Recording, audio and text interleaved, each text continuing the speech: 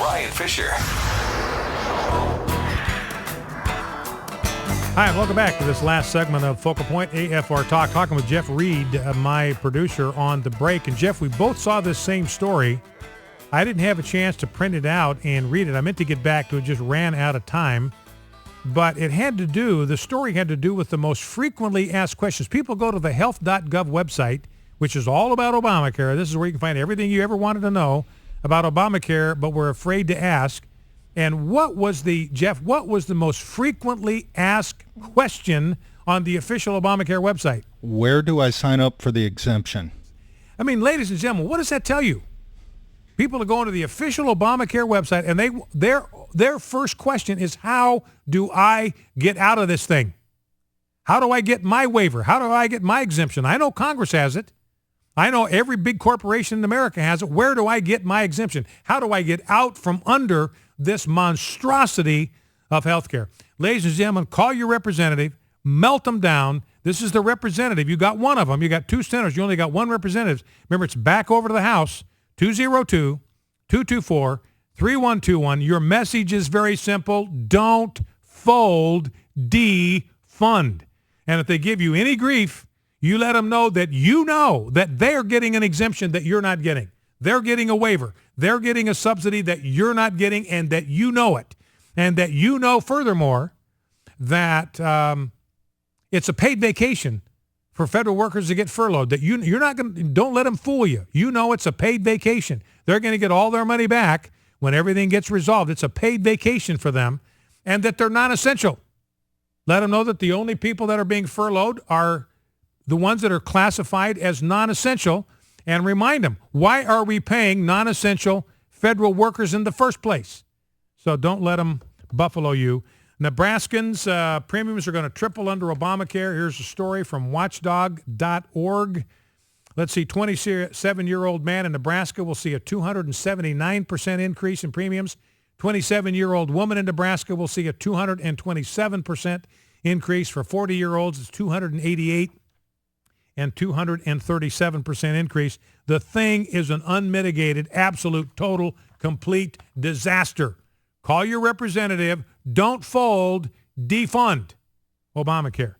And a story here. I don't have time to go with it. I'll keep it in the stack. Maybe I can walk through it tomorrow. But because of these subsidies and where the cutoff line is for who qualifies for subsidies and who doesn't, ladies, this is what's horrible. This is just horrible. Another horrible thing about this Obamacare. There is actually a very strong incentive to divorce in Obamacare. It's huge. Or don't get married. It's an incentive not to get married if you're shacking up, and it's an incentive to get divorced. There's a $7,200 divorce incentive, because if you're married, and the way the reporting thing works, and your income levels that you have to report, and the subsidies you're eligible for, you lose $7,200 if you're married.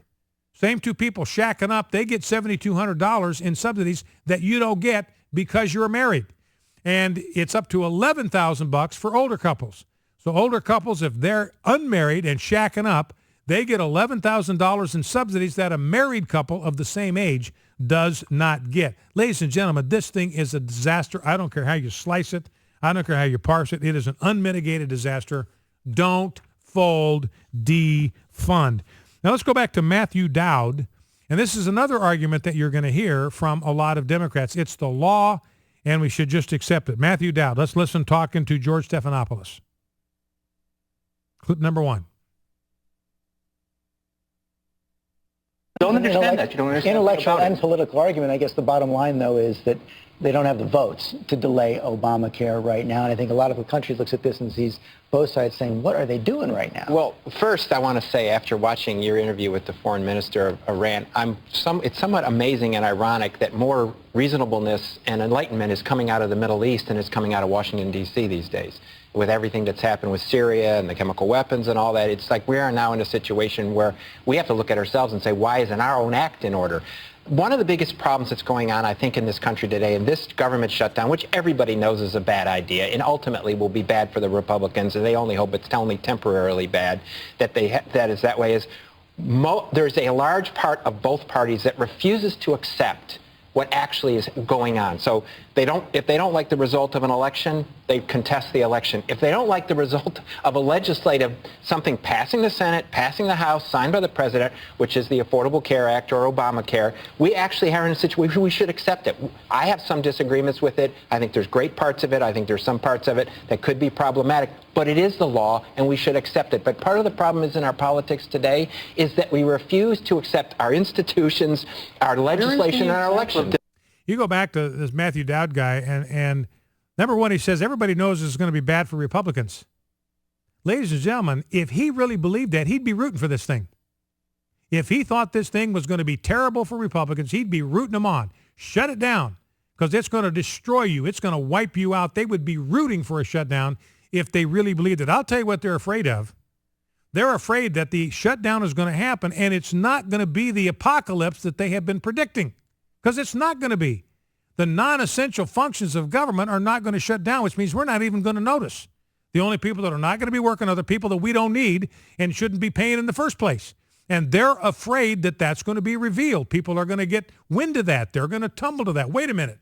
Why are we paying all these people who are sitting home, eating Cheetos, and watching reruns while the workers that are essential are actually showing up for work? They're not going to like it.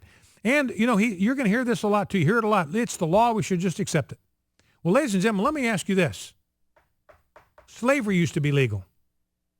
What would Matthew Dowd say if we said to him in 1857, hey, slavery is legal. It's the law. Accept it. It's been reviewed by the Supreme Court. Dred Scott. They upheld it. It's the law of the land. Deal with it. He wouldn't. He obviously would not respond in the same way. Think about DOMA. DOMA was the law of the land. Signed by President Clinton. It's the law. You ought to just accept it. And they didn't. They worked to overturn it. Think of Don't Ask, Don't Tell. It's the law. Everybody ought to just accept it. They didn't accept that at all. So very, very shallow reasoning on the part of the opponents.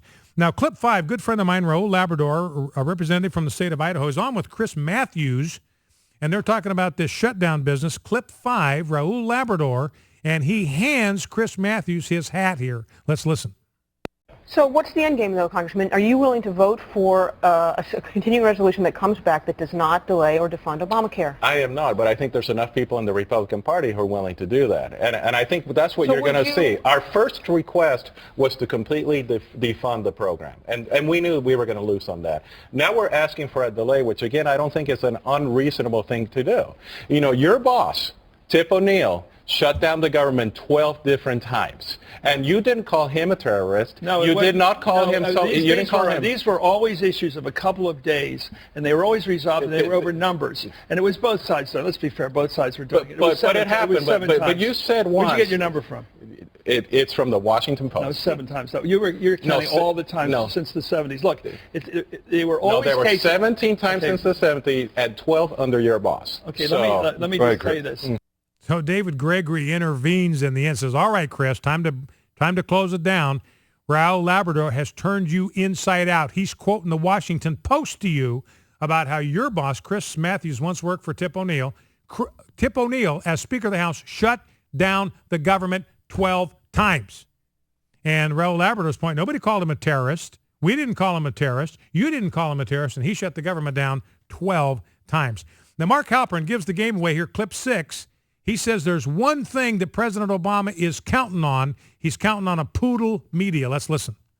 Mark, at this point, then, what is President Obama's incentive to negotiate? Because if he sits there, the law that he championed, the law that he got passed, the law that was upheld by the Supreme Court will go into effect. If he doesn't give anything up on this, he gets what he wants. So why does he negotiate with Republicans? Here's what the White House and to some extent the Hill is going to monitor. One is how the press covers the shutdown, and does it just go back into the 1990s mode of saying obstructionist Republicans are causing a shutdown and real people are hurting, and the White House is assuming that's going to happen.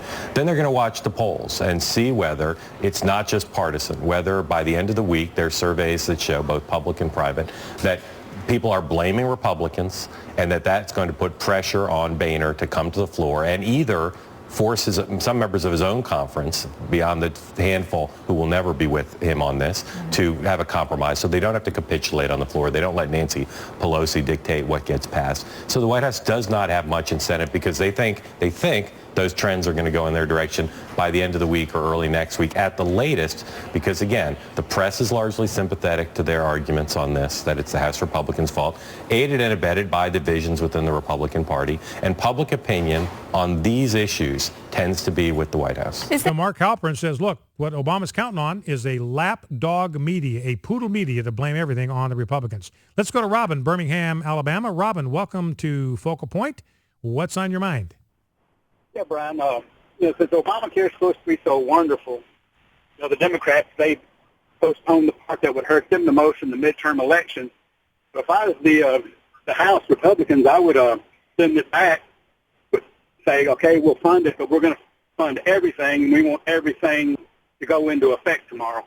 If they cancel that, then it shows that they don't back their plan. Yeah, well, and what they're doing, I think, Robin, the latest strategy, and I don't like it. I think we ought to go back to the defund thing. I mean, we keep conceding, we keep capitulating, we keep compromising. We're getting nothing out of it. And Ted Cruz made the point, look, the Democrats aren't budging an inch. Why should we? This is a Mexican standoff. Why should we blink? But the Republicans, apparently, they are all the way back now to sending over a bill that would fund Obamacare as long as Congress has to go under Obamacare. As long as Congress has to be part of Obamacare and part of the exchanges, they would be willing to fund this entire absolute total monstrosity. The answer is no, no, no, 1,000 times no. Andy McCarthy's got a great piece today. Every funding bill, every continuing has got to start in the House constitutionally. If the House doesn't fund it, they can't spend a dime implementing Obamacare. Call your congressman. Don't fold, defund. Well, don't forget, ladies and gentlemen, to bow low before God, stand tall before man, stand in the gap, and never forget, we're fighting a winnable war. See you tomorrow.